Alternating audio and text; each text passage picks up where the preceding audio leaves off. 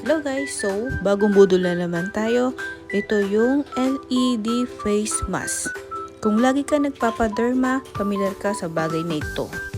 Full face treatment na siya, so buong mukha natin cover. Touchscreen, simple at napakadaling gamitin. Hindi ka na malilito dito guys.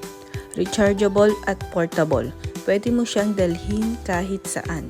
Meron siyang 7 colors na nagtatarget sa iba't ibang problem ng ating mukha. Tulad ng acne, dark marks, at dull face.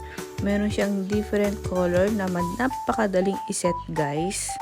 At ayon din sa Google, hindi siya harmful gamitin at hindi siya risky.